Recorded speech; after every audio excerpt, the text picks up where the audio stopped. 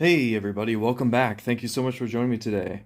Today I have for you game tip number 2. I've been meaning to do these videos lately for y'all as mainly an awareness and to enjoy everything there is about video games, including knowing the authenticity of the games that you own and or about to purchase. If you've watched my previous video, game tip number 1, I went pretty deep into the Game Boy Advanced aspect of identifying an authentic copy of a Game Boy Advance game. I had some requests actually from my last video, which I really do enjoy and appreciate all of your guys' comments and feedback because it brings some awareness to me so I can understand, hey, I didn't think about covering this part of it, or doing some additional information that helps you guys. So I appreciate you guys' comments. Please keep them coming. I really enjoy it. Thank you so much. All right, so in the previous video, I had a few people ask how to tell the difference between a authentic copy for the PAL version of Game Boy Advance games. So what I did is I went ahead and pulled out a few copies to show you guys.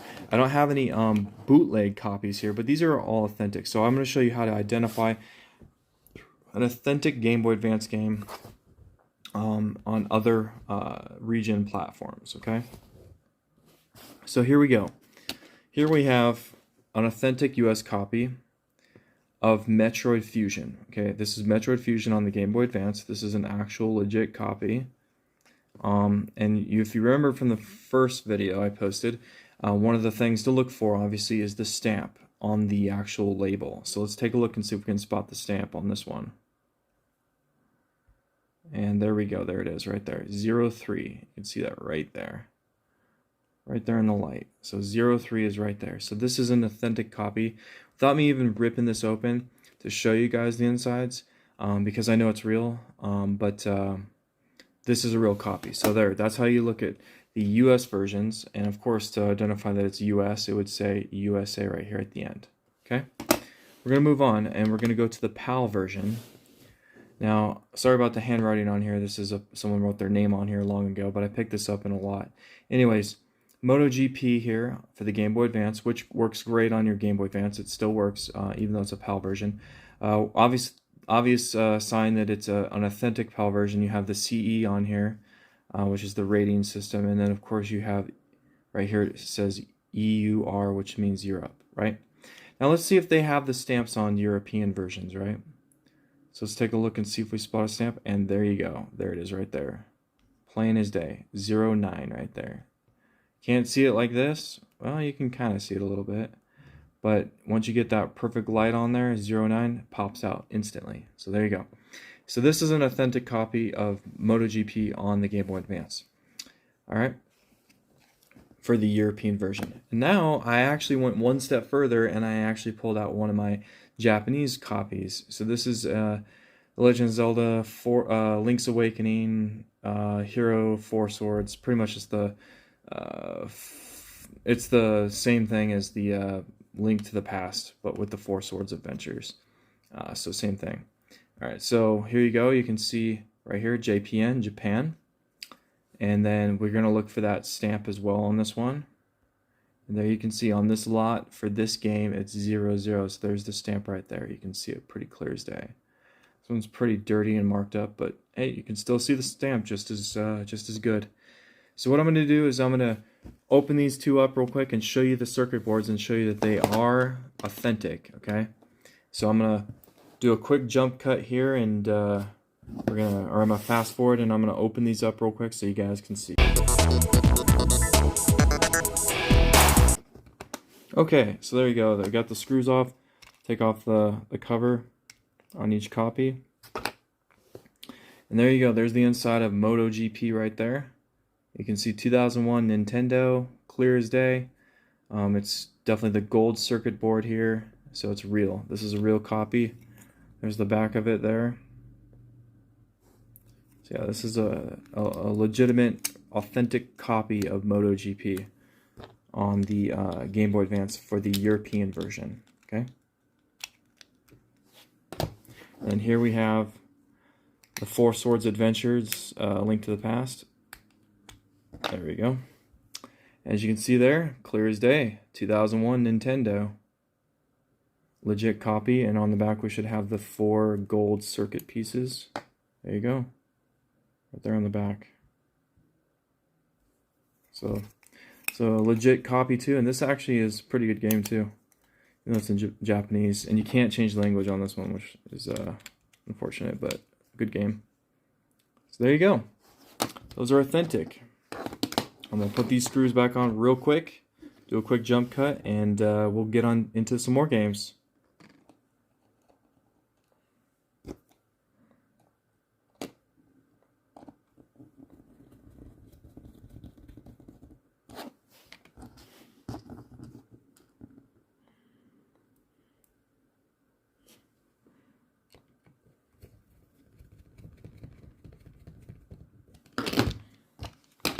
There you go. Those are authentic.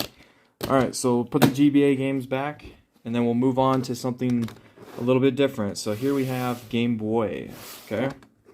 One of them is a Game Boy Color, one's a regular Game Boy, but same principles apply. Okay? So this one here is obviously a US version of The Legend of Zelda Link's Awakening DX. You can already kind of see it clear as day right here. 34 Bravo is right there, this stamp. You can see it right there. This is an actual legitimate real copy, okay? And then here is a Japanese version of Bomberman the Collection on the Game Boy. So you can see right here, made in Japan. And then let's look for that stamp. And there it is right there, 00 right there. This one's a real copy as well. So unfortunately I don't have any bootleg copies of the Game Boy to show you the differences, but that's another way to identify. So the Game Boy Advance have the same stamp, same technology that they use to authenticate their actual cartridges.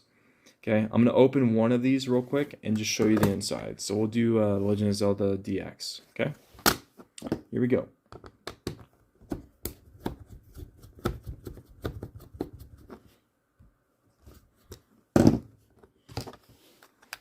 Alright, it's ready to come off, so here we go.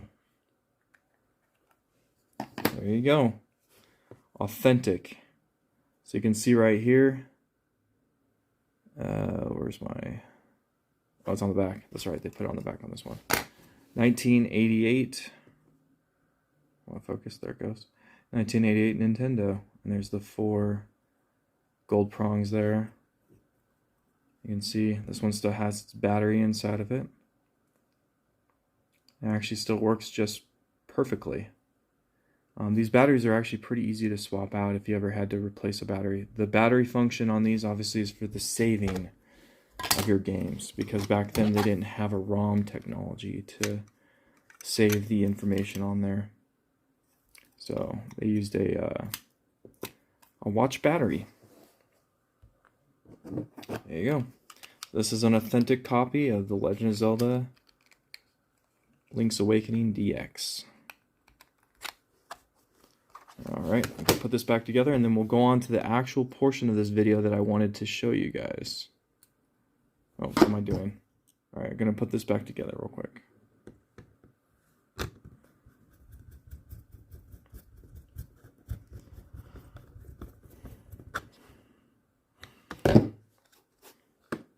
Okay, alright.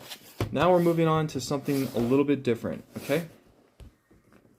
Here we have an NES game, correct? Okay, so we have an NES game here. This is Contra, as you can see right here. Contra on the NES. One of the highest, most popular NES games you can purchase or find. Everyone knows what Contra is. If you don't know what Contra is, then you don't have an NES. Or you've never played one. Okay, so I don't have any bootleg versions of the NES that I know of that I can compare to, but I can show you the evolution, essentially where it started. Okay, Nintendo started with their evolution of stamping and authenticating their games to make them, they're authentic, they're real, you know, branded Nintendo, right? So it started on NES, and we moved on to the Game Boy world, where they had the stamp on the front, correct? And then we moved into the Game Boy Advance world where we had the stamp on the front as well. Okay. This video is going to start with the NES. I'll have the NES in this one. The next video I do is going to be talking about the Super NES, and then eventually we'll evolve into other platforms like the N64, the DS, the 3DS, etc. Okay, and we'll go into those authenticities, but we'll start with this NES one. Okay, so as you can see, big label on the front. Man, I'm just waiting for that stamp to be on here somewhere, right? Well, we're going to take a close look here and see if we can spot any sort of stamping. As you can see, this is a US copy. This is down here USA. So this is not a European or any other kind. So let's see if we can find the stamp. We'll shine a light on here, kind of trail it around. It would pop up really quickly if we had a stamp. In this case, I'll just put this here to show you how quickly it'll pop up. So if we have a light, so see that? 0, 0, boom, pops up pretty quick. So I'm not seeing any stamp on here at all that I can recall to see. No stamp that I can see, okay? All right, maybe it's on the spine here. Let's see if it's on here. Nope, don't see any stamp. Okay, so Nintendo wasn't using the stamp, right? No, that's wrong. They were using the stamp. Let's go to the back. The caution symbol. Weird. This is something someone could peel off and remove, right? Just like any... Why would you want to peel off the label, you know? You want to know what game this is. Why would you peel off the front label? That'd be dumb. But you might peel this off because you're like, oh, this is ugly. Why do I want this on here? Well, the stamp is on here. That's why you want it. So let's take a closer look now. Oh, there it is, right off the bat. 07. It's kind of a goofy looking 7. Let's see if I can get it to focus better. You can see right there, it's kind of a weird looking 707, maybe a 01, hard to see. Point is they started the stamping on the back with the NES, with the back label, okay? So if you get a game that has, say, the back label is completely ripped off, or there's a giant Blockbuster sticker on the back or something, you're kind of questioning, oh, is this real? I can't really see the label because it's covered or it's broken, damaged, etc. So obviously your next choice would be to open it up and see, okay? So let's open this thing up and we'll take a look inside and see what we see. How about that? All right, so I'm going to do a quick jump cut for you guys and I'll open this up.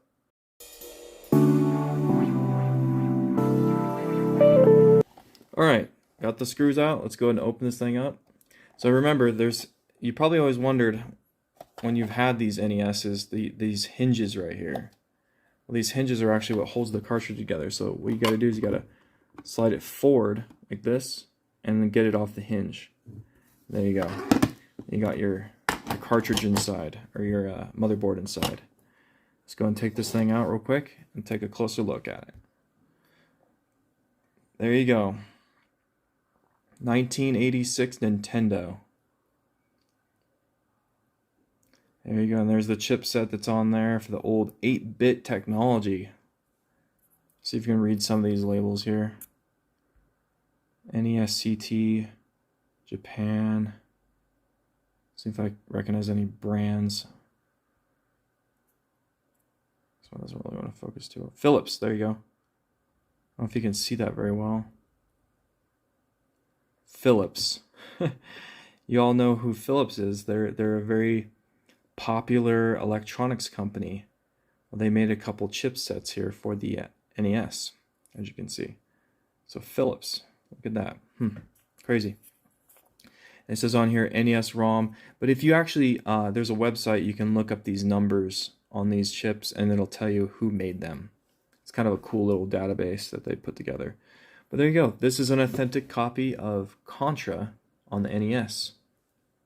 Pretty cool.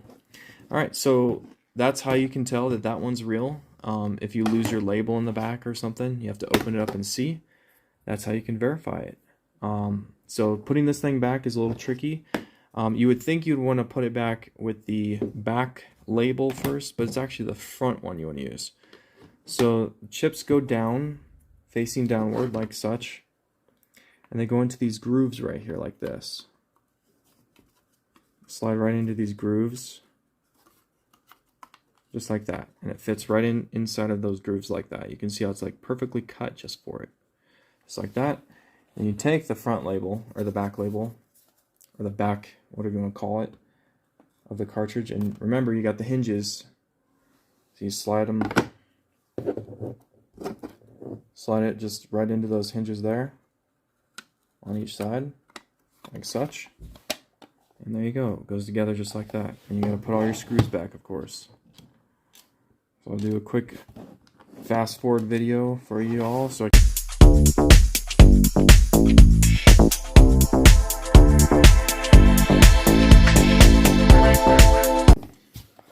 there you go. And so remember, as you're putting this back together, remember you got metal screws and it's plastic you're screwing into, so don't go too tight and crazy with it. And that's right there how you identify an NES game, if it's authentic or not. Original Nintendo game. Alright, so next video, like I said, stay tuned for the next one. It will be about me talking about Super NES games. We'll go into that and show you how to identify some Super NES games, because there are some very valuable Super NES games out there, and I have some to show you to verify that they're real or not. So those are very, very important to know, especially nowadays with the cartridge games, you know, being so expensive like they are because they don't make them anymore. And from what I hear, I don't know if this is a rumor or not, but NFTs are starting to come out now. They're wanting to push the NFT digital video game market thing, and I think that they're going to either do one of two things. Sounds crazy. They're going to stop making physical games, or they're going to actually start destroying physical games, which would be very sad to hear. So hopefully that's not the case. But in any case, I hope you guys got some information that helps you out of this video, because I really enjoy doing these. Please like, subscribe, comment. Let me know what you guys think. And until next time, y'all stay safe out there and keep on gaming.